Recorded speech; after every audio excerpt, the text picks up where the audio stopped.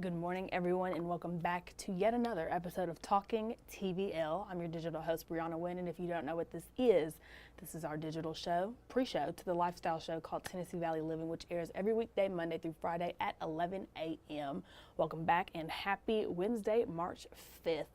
People, oddly enough, today's National Cheese Doodle Day, which if you don't know what a cheese doodle is, it is literally like a cheese puff, like a Cheeto Puff. And I'll tell you this, as a former Cheeto Puff lover myself, I may just celebrate the holiday today by going to the store later, buy a little bag, and just sit and read a book or something. So that's your fun fact for the day. And on the topic of food and drinks, yesterday on TVL, we ran a package for Nitro Tales. If you're unfamiliar with the establishment, think the energy of New York City combined with the elegance of Eastern flavors. So this is a cafe bar experience like no other. They serve wonderfully crafted coffees during the day and then craft cocktails on tap by night. So of course they have an amazing menu that goes with their drinks, and I will give you a closer look inside of Nitro Tales with this video right here. So I'm a local, and I've always wanted something spicy and new and just very different in this community. I lived in Manhattan for almost 10 years, so I have like that big city dream as well as bringing that big city vibe down to Huntsville. So I wanted to create this space that just screams New York City, Miami, Mediterranean coast. It's just something that you don't see anywhere in Huntsville. The idea behind Nitro Tales is all the cocktails are on tap only. We're the first in the Southeast to actually do that. They're infused with nitrogen and CO2, which means it gives it an airy, crisp, and refreshing feel to it. Some boozy, some light and airy, and then of course we have our wine, beer, and our full bar as well. We don't shake and stir here. All the cocktails come out of the tap, so everything is batched in-house every single day, and we make them all from scratch. So we actually have lunch, brunch, and dinner. The experience behind the culinary program that we have is basically Japanese tapas, because I am infatuated with the Japanese culture. They're very modest, they're also very minimalistic, but they love everything that has color to their food. So all of our food and drinks here scream color. It's not your typical waffle and syrups on it. We do a waffle. Waffles are actually our staple. People come in and try our chicken katsu waffle, our matcha waffle. Everything has a savory twist to it. It's not loaded with sugars. We cater to like vegan, vegetarian, gluten-free options.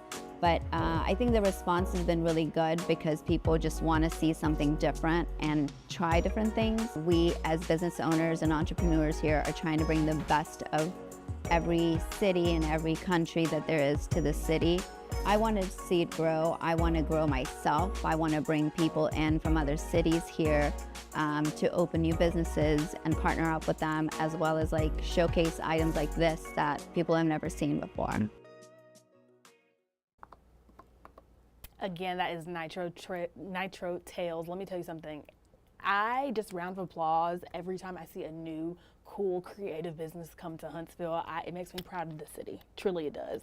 They are located in Providence. They're closed Sunday through Mondays, Tuesday through Thursday. They're open from 11 to 10, and then on Fridays and Saturdays, they are open from 11 a.m. to 11 p.m.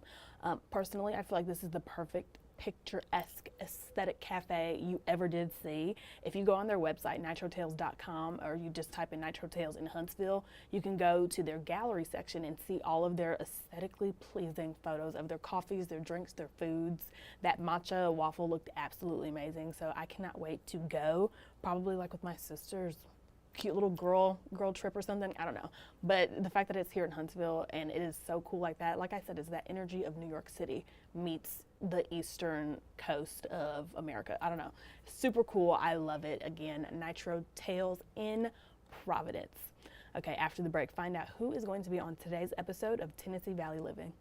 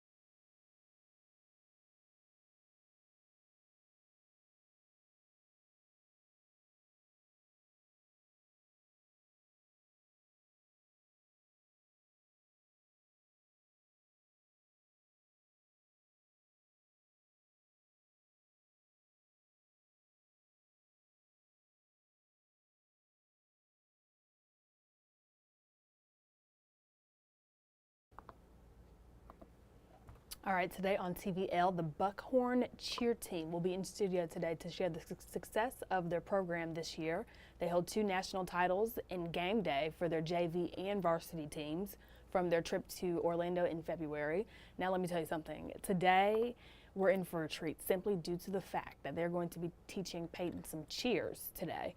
And another fun fact for you, if you did not know, Peyton is a former cheerleader herself, so I know that the nostalgia is hitting her right about now, and she has to be very excited for this interview today, as we all are.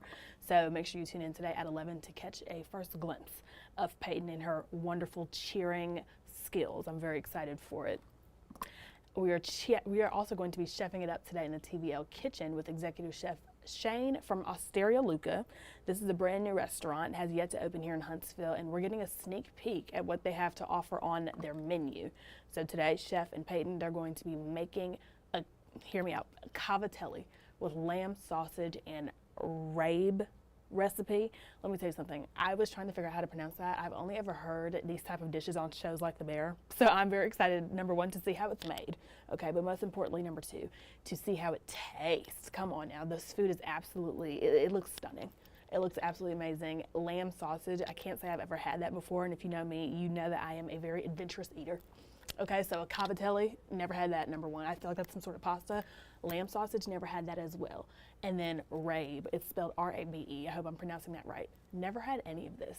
I know this studio is about to start smelling good within the next 30 minutes, so gear up, grab your pens, grab your paper, because he is going to share his recipe on how to make this lovely dish from start to finish. So that's happening today on the show. And then, last but not least, this last topic, very near, very dear to my heart, okay? Screen time versus story time in children. So Under the Oaks, they're an enrichment center here in Huntsville. They're coming on today to tell us about the attention span in children and how screen time messes with things like their sleeping patterns, their social interactions, and overall learning abilities in children. Let me tell you something. I say it's near and dear to my heart because recently, me and my nieces and my other sister, we created like a in-house book club, if you would, okay? I was about to lie to you. I was going to say every day. We don't do it every day. But at least once a week, we like to come together in our family room, grab a book, put 45 minutes on the clock, and just go for it. Just read. Because if you think about it, we spend so much time just scrolling on our phones. Why not spend just a fraction of that time? Because I can sit and scroll on TikTok for hours, but if I take 45 minutes a day and just read a book like I used to back in the day, oh my gosh, it's so fun. So we have rediscovered the love of learning, and it truly warms the bookworm part of my heart when my niece comes and tells me, Auntie Brie, I got a new book today at the library. I'm so excited to read it.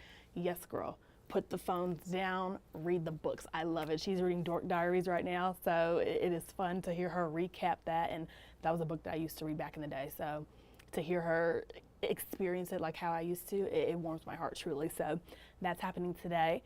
And also, this segment, this interview reminds me of how growing up, my mom, she used to make sure that my sisters and I kept our noses in books as well.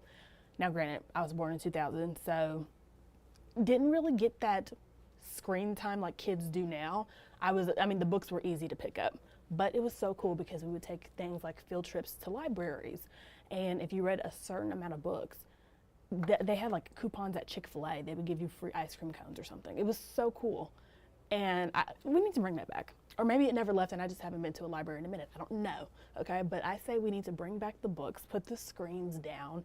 And I'm not saying screens are horrible. I'm not saying that. I'm not gonna sit here and say that.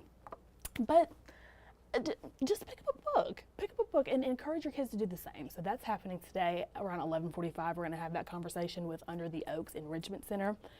And that's it. That's all I have for you today. It is 10:11. Make sure you go walk your dogs, take a nice nap, and then meet us again at 11 a.m. for an all-new episode of Tennessee Valley Living. Thank you so much for joining me today, and I will see you lovely people tomorrow at 10 a.m. for another episode of Talking TVL.